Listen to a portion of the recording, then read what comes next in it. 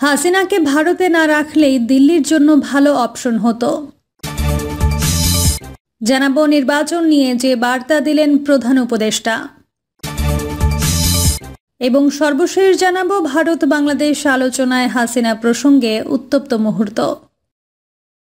এতক্ষণ শুনছিলেন সংবাদ শিরোনাম, এবার বিস্তারিত। হাসিনাকে ভারতে না রাখলেই দিল্লির জন্য ভালো অপশন হতো। এই মুহূর্তে ভারত ও বাংলাদেশ সরকারের সম্পর্কের মধ্যে একটি খুব বড় অস্বস্তির উপাদান হলো ভারতের মাটিতে শেখ হাসিনার উপস্থিতি। 5 আগস্টের পর ভারত আনুষ্ঠানিকভাবে একাধিকবার জানিয়েছে, সেদিন বাংলাদেশের ক্ষমতাচ্যুত প্রধানমন্ত্রী ভারতের সাময়িক আশ্রয়ে চেয়েছিলেন বলেই তা মঞ্জুর করা হয়েছিল। অন্তত একবার ভারতের পররাষ্ট্র মন্ত্রণালয়ের মুখপাত্র রণধীর জয়সওয়াল এটাও উল্লেখ করেছেন, সুরক্ষার কারণে তাকে এই দেশে আশ্রয় দেওয়া হয়েছে। মূল কারণটা যাই হোক, বাস্তবতা হলো বাংলাদেশে গত জুলাই আগস্ট মাসের গণঅভ্যুত্থান যার শাসনের বিরুদ্ধে ছিল, সেই শাসক নিজেই এখন প্রতিবেশী দেশের আশ্রয়ে ও আতিথেয়তায় রয়েছেন। বহু পর্যবেক্ষক বিশ্বাস করেন সেই অভ্যুত্থানের যেহেতু একটা ভারত বিরোধী মাত্রাও ছিল, কারণ ভারতের সমর্থন ছাড়া এভাবে শেখ হাসিনার পক্ষে এতদিন ক্ষমতা আঁকড়ে থাকা অসম্ভব হতে বলে আন্দোলনকারীরা ধারণা করতেন। আর সেই ভারতই যখন শেষমেশ অপসারিত প্রধানমন্ত্রীকে আশ্রয় দিল, তাতে কূটনৈতিক সন্দেহ ও অবিশ্বাস আরও জোরালো হয়েছে। প্রধান উপদেষ্টা মোহাম্মদ ইউনূস নিজে ভারতের বার্তার সংস্থা পিটিআইকে দেয়া সাক্ষাৎকারে বলেছেন, ভারতের মাটিতে বসে শেখ হাসিনা যেন রাজনৈতিক বিবৃতি না দেন, ভারতকে সেটা খেয়াল রাখতে হবে। ঢাকার পররাষ্ট্র মন্ত্রণালয়ও সম্প্রতি স্বীকার করেছে, শেখ হাসিনার মুখে লাগাম পরানোর কথা তারা একাধিকবার ভারতকে বলেছে, কিন্তু তাতে তেমন কোনো সাড়া পাওয়া যায়নি। এর পাশাপাশি গণহত্যার বিচারের জন্য শেখ হাসিনাকে যাতে বাংলাদেশে আদালতের কাঠগড়ায় দাঁড় করানো যায়, সেজন্য তাকে ভারতের কাছে ফেরত যাওয়ার কথাও বলেছেন অন্তর্বর্তী সরকারের একাধিক উপদেষ্টা। দুদেশের মধ্যকার প্রত্যর্পণ চুক্তির কথাও তুলেছেন তাদের কেউ কেউ, সম্ভবত এটা জেনেই যে ভারত তাকে কখনো বাংলাদেশের হাতে তুলে দেবে না, কিন্তু তাতে কূটনৈতিক সম্পর্কের যা ক্ষতি হওয়ার হয়ে গেছে। দিল্লিতে প্রথম সারির থিঙ্ক ট্যাঙ্ক মনোহর পারিক্কর আইডিএস এর সিনিয়র ফেলো তথা বাংলাদেশ বিশেষজ্ঞ স্মৃতি পটনায়ক সেই প্রথম দিন থেকে বলে আসছেন, শেখ হাসিনাকে ভারতে না রাখতে হলেই দিল্লির জন্য সেটা সবচেয়ে ভালো অপশন হতো।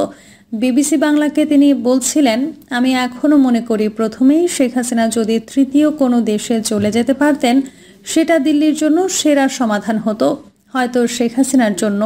কিন্তু যেহেতু সেটা সম্ভব হয়নি এবং শেখ হাসিনার পাশে দাঁড়ানো ছাড়া এখন ভারতের সামনে কোনো উপায় নেই, তাই এটার পরিণাম আমাদের এখন ভোগ করতে হবে। এই পরিণামের একটা দিক হলো ঢাকার নতুন সরকারের সাথে কূটনৈতিক মূল্যের দাম চোকানো। অগাস্টের মাঝামাঝি দ্য ডিপ্লোম্যাট সাময়িকীকে পররাষ্ট্রনীতির বিশ্লেষক শ্রী রাধা দত্ত একটি নিবন্ধে লিখেছিলেন, বাংলাদেশের অভ্যন্তরীণ রাজনীতিতে ভারত কখনো নাক গলায় না। এই মিথটাকে বেআব্রু করে দিয়েছিল শেখ হাসিনাকে ভারতে নিরাপদ আশ্রয় দেওয়ার ঘটনা। ফলে ভারতের সমর্থনে শেখ হাসিনা ক্ষমতায় টিকেছিলেন বিগত 1.5 দশক ধরে। বাংলাদেশের জল্পনার আকারে থাকা এই মতবাদটা এখন এক ধরনের কনফার্মেশন পেয়ে গেছে বলে অনেক পর্যবেক্ষকই মনে করছেন, এবং একই কারণে ঢাকা ও দিল্লির সম্পর্ক তিক্ত থেকে তিক্ততর হচ্ছে। কিন্তু দ্বিপক্ষীয় সম্পর্কের উন্নতির স্বার্থে ভারত কি ভবিষ্যতে কখনো শেখ হাসিনাকে বিচারের জন্য বাংলাদেশের হাতে তুলে দেওয়ার কথা বিবেচনা করতে পারে? কোনো প্রশ্নই ওঠে না। প্রথমত, বাংলাদেশে তিনি সুষ্ঠু বিচার পাবেন তার কোনো নিশ্চয়তা নেই। কেন ভারত তাকে একটা ক্যাঙ্গারু কোর্টের মুখে ঠেলে দেবে? দ্বিতীয়ত, আজ যদি ভারত শেখ হাসিনার সংকটের মুহূর্তে তার পাশ থেকে সরে দাঁড়ায়, তাহলে আমাদের নেইবারহুডে কোনো দেশের কোনো নেতাই ভারতের বন্ধুত্বে আর কখনো ভরসা রাখতে পারবেন না। বিবিসিকে বলছিলেন ভারতের সাবেক শীর্ষস্থানীয় কূটনীতিবিদ TCA রাঘবন। ফলে ধরেই নেওয়া যেতে পারে শেখ হাসিনা এখন লম্বা সময়ের জন্যই ভারতে থাকছেন, এবং যতদিন ধরে সেটা ঘটছে ততদিন ঢাকা ও দিল্লির মধ্যকার কূটনৈতিক সম্পর্কটা স্বাভাবিক হওয়াটা খুবই কঠিন। নির্বাচন নিয়ে যে বার্তা দিলেন প্রধান উপদেষ্টা, নির্বাচনের ট্রেন যাত্রা শুরু করেছে জানিয়ে প্রধান উপদেষ্টা ডক্টর মোহাম্মদ ইউনূস বলেছেন, নির্বাচনের ট্রেন যাত্রা শুরু করেছে। এটা আর থামবে না, কিন্তু যেতে যেতে আমাদের অনেকগুলো কাজ সেরে ফেলতে হবে। এই ট্রেন শেষ স্টেশনে কখন পৌঁছাবে সেটা নির্ভর করবে কত তাড়াতাড়ি আমরা তার জন্য রেল লাইনগুলো বসিয়ে দিতে পারি, আর তা হবে রাজনৈতিক দলসমূহের ঐক্যমত্যের মাধ্যমে। প্রধান উপদেষ্টা বলেন, আমাদের সবচেয়ে গুরুত্বপূর্ণ কাজ হচ্ছে একটি অবাধ সুষ্ঠু নির্বাচন আয়োজনের মধ্য দিয়ে নির্বাচিত সরকারের কাছে দায়িত্ব হস্তান্তর। আমরা রাজনৈতিক দলগুলোর সঙ্গে নিয়মিত যোগাযোগ অব্যাহত রেখেছি। বিভিন্ন ইস্যুতে তাদের মতামত নিয়ে যাচ্ছি। সরকারের সিদ্ধান্ত গ্রহণে এসব মতামত অনেকাংশে প্রতিফলিত হচ্ছে। চলমান সংস্কার প্রক্রিয়ায় তাদের প্রতিটি মতামত সক্রিয়ভাবে বিবেচনায় নেওয়া হচ্ছে। আমরা আশা করছি নির্ধারিত সময়ে ডিসেম্বর-জানুয়ারির মধ্যে এই সংস্কার কমিশনগুলো তাদের সুপারিশমালা সরকারের কাছে পেশ করতে পারবে। তাদের সুপারিশ নিয়ে আমরা রাজনৈতিক দলগুলোর সঙ্গে ক্রমাগতভাবে আলোচনায় বসব। সবার ঐকমত্যের ভিত্তিতেই আমরা সংস্কার প্রস্তাব চূড়ান্ত করব। নির্বাচনের সময় নিয়ে ডক্টর ইউনূস বলেন, নির্বাচন কবে হবে এই প্রশ্ন আপনাদের সবার মনে আছে, আমাদের মনেও সারাক্ষণ আছে। আপনারা লক্ষ্য করেছেন, নির্বাচন আয়োজনের লক্ষ্যে আমরা প্রয়োজনীয় পদক্ষেপ নিতে শুরু করেছি। কয়েকদিনের মধ্যে নির্বাচন কমিশন গঠন হয়ে যাবে। তারপর থেকে নির্বাচন আয়োজন করার সব দায়িত্ব তাদের ওপর বর্তাবে।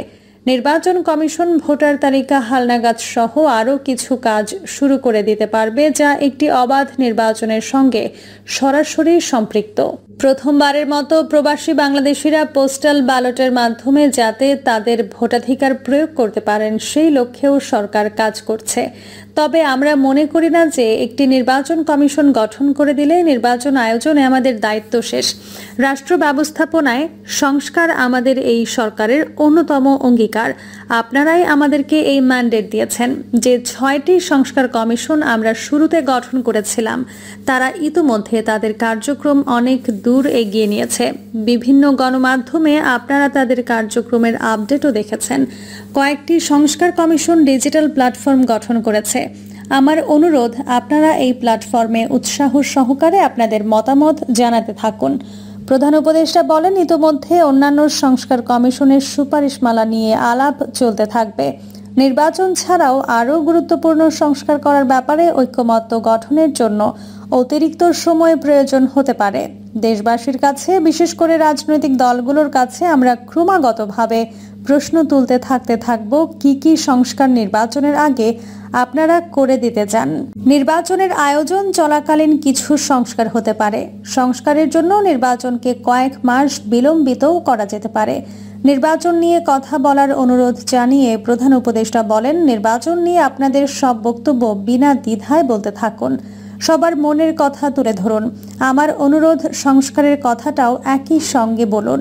সংস্কারকে পাশ কাটিয়ে যাবেন না। নির্বাচনের কথা বলার সঙ্গে নির্বাচন ও অন্যান্য ক্ষেত্রে সংস্কারের কথাটিও বলুন। সংস্কার হলো জাতির দীর্ঘমেয়াদী জীবনী শক্তি। সংস্কার জাতিকে, বিশেষ করে আমাদের তরুণ তরুণীদের নতুন পৃথিবী সৃষ্টির সুযোগ দেবে। জাতিকে বঞ্চিত করবেন না। তিনি আরও বলেন, আমি নিশ্চিত নই সংস্কার প্রস্তাবসমূহ বাস্তবায়নের সুযোগ আমরা কতটুকু পাব। তবে আমি আপনাদের কথা দিচ্ছি, আপনারা সুযোগ দিলে প্রয়োজনীয় কিছু অত্যাবশ্যকীয় সংস্কার কাজ শেষ করেই আমরা আপনাদের কাঙ্ক্ষিত নির্বাচন আয়োজন করব। ততদিন পর্যন্ত আমি আপনাদের ধৈর্য ধারণ করার অনুরোধ করব। আমরা চাইব আমরা যেন এমন একটি নির্বাচন ব্যবস্থা সৃষ্টি করতে পারি যা যুগ যুগ ধরে অনুসরণ করা হবে। এর ফলে রাজনৈতিক সংকট থেকে আমাদের দেশ রক্ষা পাবে। এজন্য প্রয়োজনীয় সময়টুকু আমি আপনাদের কাছে চেয়ে নিচ্ছি। নির্বাচনী সংস্কারের সিদ্ধান্ত হয়ে গেলে খুব দ্রুত আপনারা নির্বাচনের রোডম্যাপও পেয়ে যাবেন। ডক্টর ইউনূস বলেন, অন্তর্বর্তী সরকার সৃষ্টি হয়েছে রাজনীতিকে নীতির কাঠামোয় আনার জন্য এবং রাজনীতির জন্য নতুন পরিবেশ সৃষ্টির নিবিড় আকাঙ্ক্ষা থেকে। এই আকাঙ্ক্ষা পূরণ করা থেকে জাতিকে বঞ্চিত করবেন না। ভারত বাংলাদেশ আলোচনায় হাসিনা প্রসঙ্গে উত্তপ্ত মুহূর্ত। ছাত্র জনতার অভ্যুত্থানে ক্ষমতাচ্যুত প্রধানমন্ত্রী শেখ হাসিনাকে ফেরানোর প্রসঙ্গে বঙ্গোপসাগর সংলাপে ভারত ও বাংলাদেশের অংশগ্রহণকারীদের মধ্যে কিছুটা উত্তেজনার সৃষ্টি হয়। তবে পরে হাস্যরসের মাধ্যমে পরিস্থিতি স্বাভাবিক করে উষ্ণতা ছড়িয়েছেন দুপক্ষের আলোচকেরা। রাজধানীর সোনারগাঁও হোটেলে আজ শনিবার bridging divides navigating the complexities of India Bangladesh relations শিরোনামে বাংলাদেশ ভারত সম্পর্ক নিয়ে এই বিশেষ অধিবেশন হয়। এই অধিবেশনটি চ্যাথাম হাউস পলিসির আওতায় অনুষ্ঠিত হয়। এর অর্থ হলো নির্দিষ্ট কোনো আলোচকের নাম দিয়ে নির্দিষ্ট কোনো বক্তব্য বা উদ্ধৃতি প্রকাশ করা যাবে না, সার্বিক আলোচনা প্রকাশ করা যাবে। সংলাপে বাংলাদেশি আলোচকদের একজন পরামর্শ দেন ভারতে আশ্রয় নেওয়ার শেখ হাসিনার বিষয়ে বাংলাদেশের করণীয় কি। ভারতীয় দুজন আলোচক বলেন বিষয়টি আইনি প্রক্রিয়ায় এগোনোর পর তা নিয়ে আলোচনা করা যায়। এ বিষয় নিয়ে আলোচনার এক পর্যায়ে উত্তেজনা তৈরি হয়। এক পর্যায়ে ভারতীয় এক আলোচকের এই বক্তব্যে সবাই হো হো করে হেসে ওঠেন। প্রিয় দর্শক, এই ছিল এখনকার সর্বশেষ সংবাদ। আপডেট সব সংবাদ পেতে চ্যানেলটি সাবস্ক্রাইব করে বেল আইকনটি ক্লিক করে রাখুন।